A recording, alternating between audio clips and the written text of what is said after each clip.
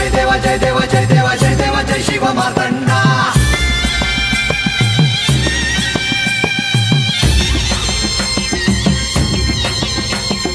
जय देवा जय देवा जय देवा जय देवा जय देवा जय शिव मार्तंडा. हरिवर्धन मल्हारी तुझी प्रचंडा. अगडतुम नगारा सोन्याची जेजुरी देव गेले जेजुरा निळा घोडा. अगडतुम नगारा सोन्याची जेजुरी देव गेले जेजुरा निळा घोडा. पावमे तोडा कमरी कर पटा बिहिर मस्तकी तुरा. खोबऱ्याचा कुटका भंडाऱ्याचा भडका बोल अहंकारा सदानंदाचा येळको. सदानंदाचा येळको. जय देवा जय देवा जय देवा जय देवा जय देवा जय शिव मार्तंडा. जय देवा जय देवा जय देवा जय देवा जय देवा जय शिव मार्तंडा. हरिवर्धन मल्हारी तुझी प्रचंडा. जय देवा जय देवा जय देवा जय देवा जय देवा जय शिव मार्तंडा. हरिवर्धन मल्हारी तुझी प्रचंडा.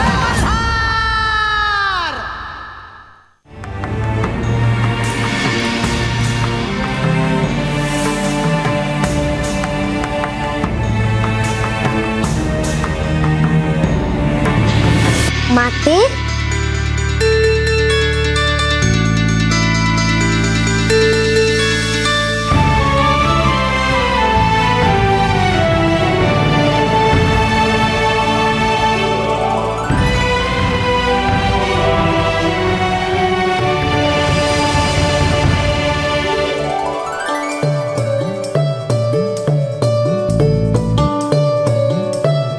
माते कुठे गेला होता तुम्ही? आम्ही चंदनपुरीला गेलो होतो. मला तुमच्या सोबत का नाही नेले? खूप दूरचा प्रवास होता ना तो. आता तुम्ही कुठे जाणार नाही आहात ना? मी जेजुरी सोडून आता कुठेही जाणार नाही.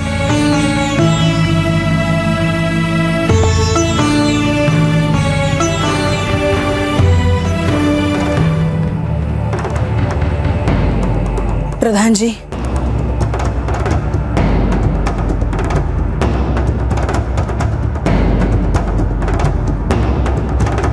देवी, नारद मुनींना तात्काळ जेजुरी गडावर बोलवून घ्या.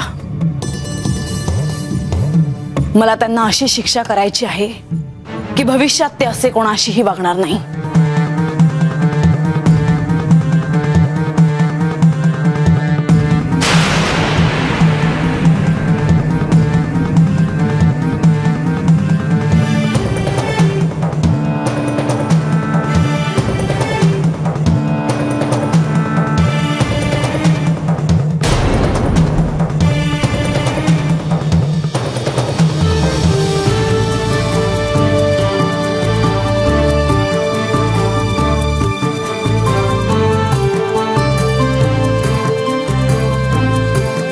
अहो, म्हाळसाने माझ्याकडे पाहिलं देखील नाही.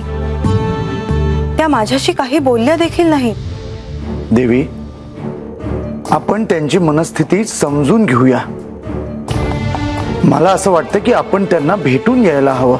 अहो, परंतु एवढ्या दिवसांनंतर तुम्ही आज आला आहात. आपण निवांत भेटूच.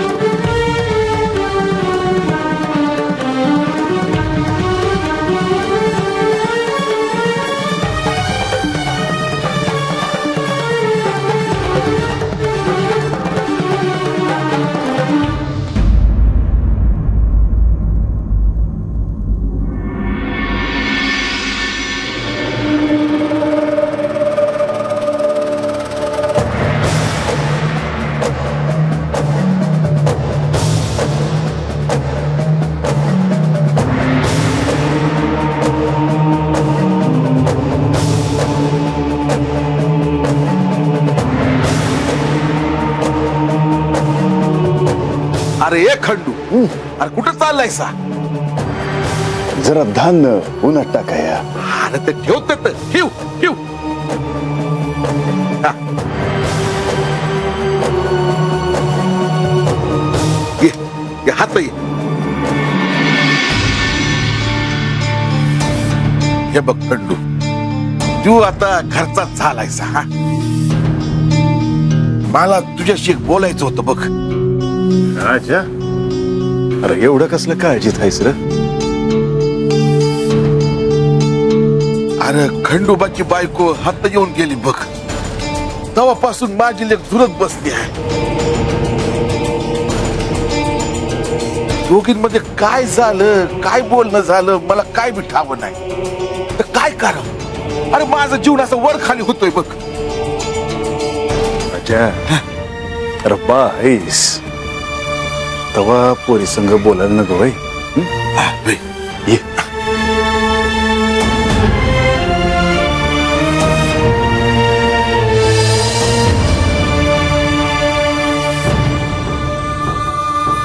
बाई, तुमचा बा तुमच्यामुळे काळजीत आहे.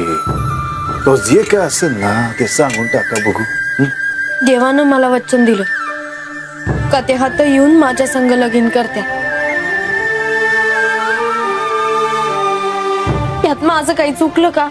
नाही नाही नाही, तुमचं काय बी चुकलं नाही. सोनं नाणं, सत्ता, कीर्ती पाहिजे म्हणून मी देवाची भक्ती करते असं वाटतं होय तुम्हासनी?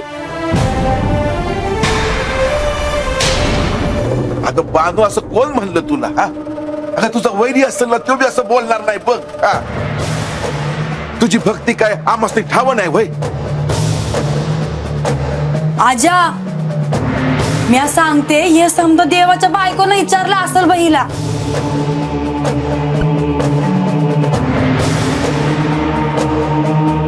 माणसा, तुझा राग मी समजू शकतो, पण तू हे असं विचारायला नको होतं. शांत व्हा माणसा.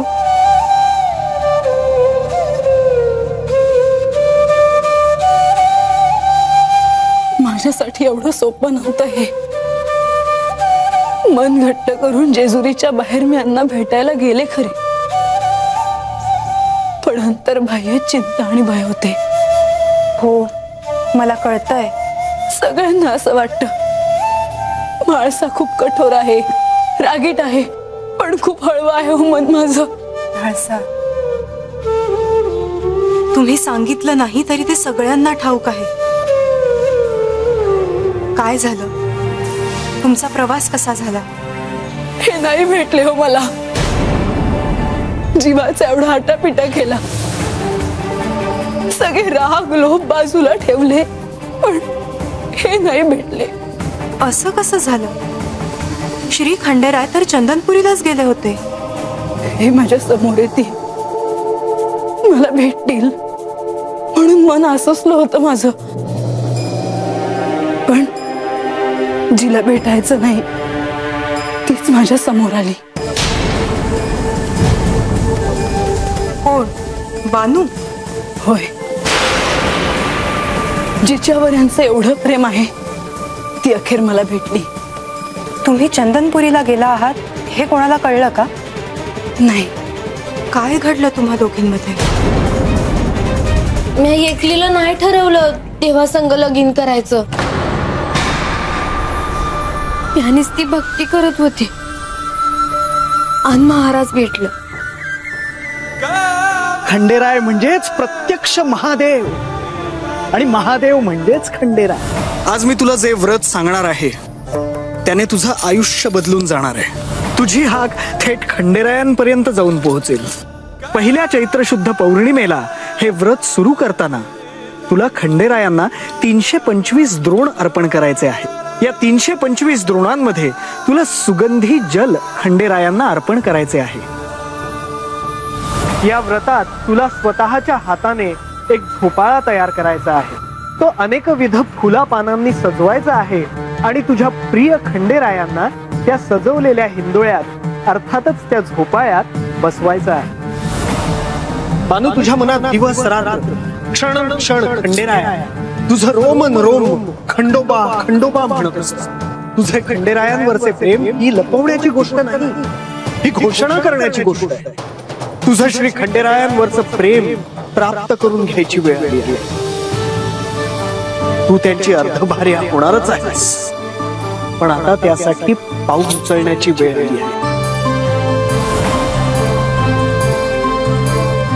आणि त्यांनी मला सांगितलं का देवाला मिळवणं म्हणजे तुझी परीक्षा आहे, आणि महाराज म्हणजे नारद मुनी, देवाचाच अवतार. नारद मुनी लई मोठे महाराज आहेत. हा, आता लोक म्हणतात की ते कळ लावतात म्हणून, पर ते लई मोठं काम करत आहेत. महाराजांनी मला समजा सांगणं हे माळसाताईसने नाही आवडलं. पण मला एक कळत नाही की ह्यो समजा गुतडा कशा पायी, म्हणजे देवाच्या बायकोला यातलं काहीच ठाऊ नाही म्हणायचं. पण महाराज का ना पिवत्याल? नाही म्हणजे महाराजांची याच्यात काय बी चूक नसणार. त्याची चूक नसल, पण सूर्यदेवासारखं समजा लक्क दिसाया होवं. आणि मला हे नारद मुनी भेटले ना तर मी जास्ती समजा विचारणार आहे बघ. पर ते हात येणार कसं? मासाताई म्हणल्या कम्या महाराजांनी सोडणारच नाही. नारद मुनी, आता तुम्हाला म्हाळसेच्या क्रोधाला सामोरं जायचं आहे हे ध्यानात असू द्या. आणि तुमचे आराध्य श्री विष्णू देखील ह्यावेळी तुम्हाला सहाय्य करू शकतील असं नाही वाटत मला.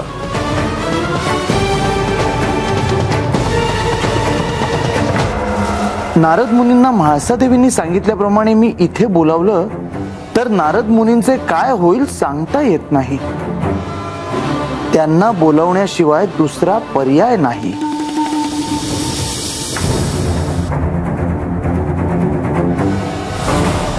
नारायण नारायण.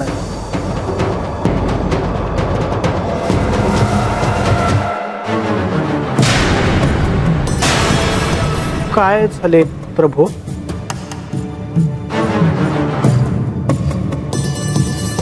तुम्हाला कसे सांगावे ह्याचा विचार करतो आहे. संपले सगळे. प्रत्यक्ष आराध्यच चिंतेत असल्यावर काय करावे? काहीतरी अरिष्ट वाढून ठेवले असणार.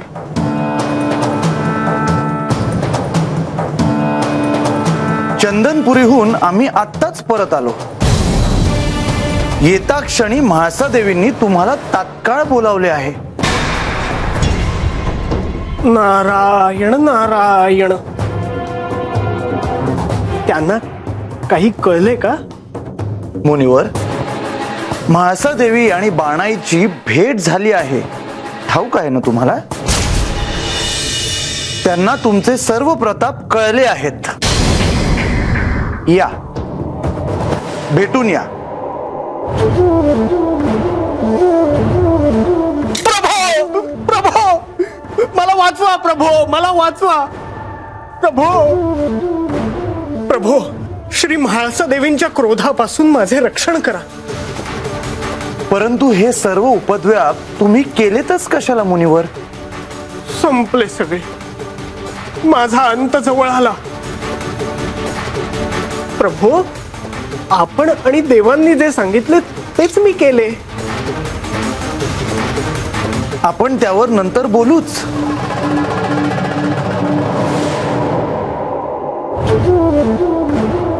आधी भेटून या. मी एकटा? मी तुमच्या सोबत येऊ असं म्हणताय? आलात तर कृपा होईल. चला.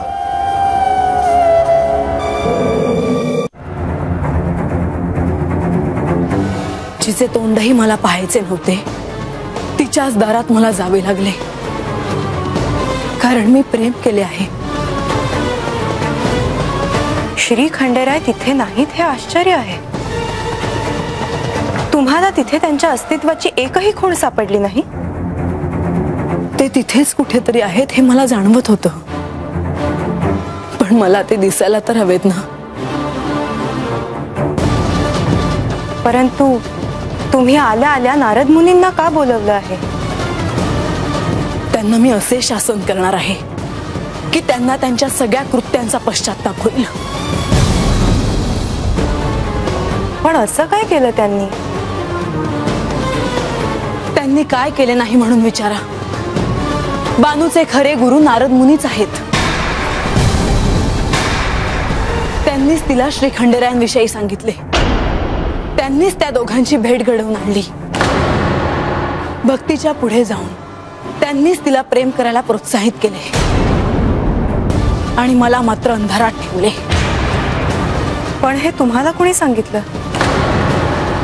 प्रत्यक्ष त्यांच्या शिष्येनेच. आणि एवढेच नाही तर सारीपाठाचा डाव हे देखील एक षडयंत्र होते आणि त्याचे खरे सूत्रधार नारद मुनीच होते.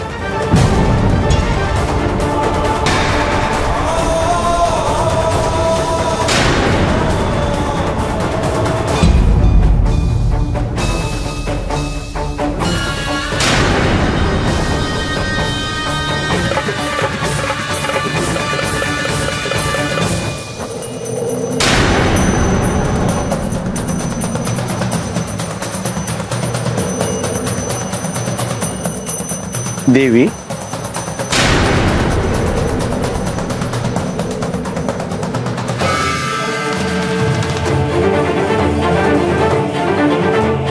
मुनिवर कुठे आहेत? देवी, मी माझ्या सोबत घेऊन आलोय त्यांना, परंतु ते आत यायला काही तयार नाहीत. सत्याचे भय वाटते आहे का त्यांना? मुनिवर,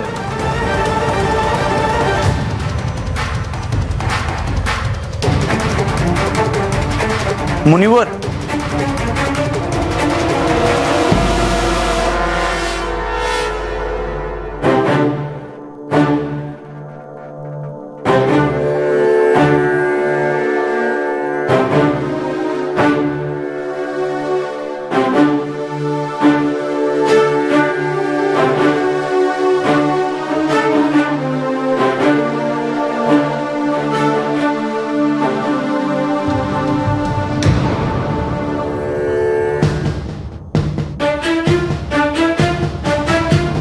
देवी, आपण मला बोलवलं? माझ्या 2 प्रश्नांची तुम्ही खरी उत्तरं द्या. अवश्य, का नाही? या मुखातून कधी असत्य वचन बाहेर पडलेच नाही. उत्तम. पहिला प्रश्न, तुम्ही बानूचे गुरु आहात आणि बानू तुमची शिष्या, खरे का?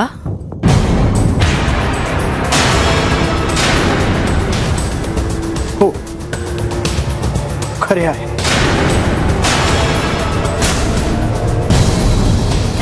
दुसरा प्रश्न, सारीपाठाच्या डावाची मूळ कल्पना तुमचीच का?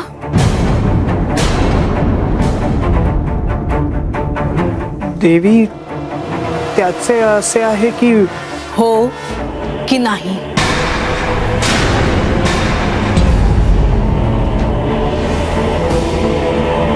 होय.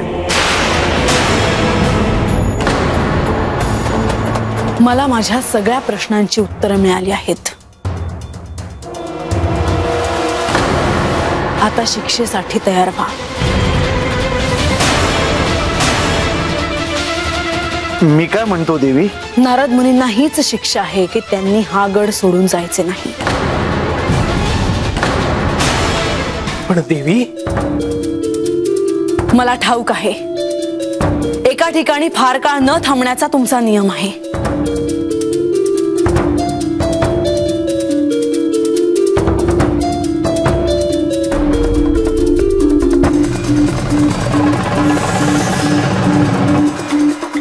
प्रणाम देवी.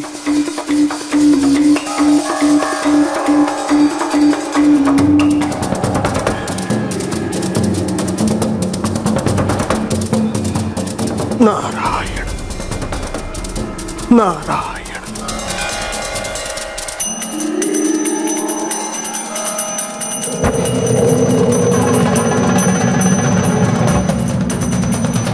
मला तुम्हा दोघांकडून सहाय्य हवे आहे.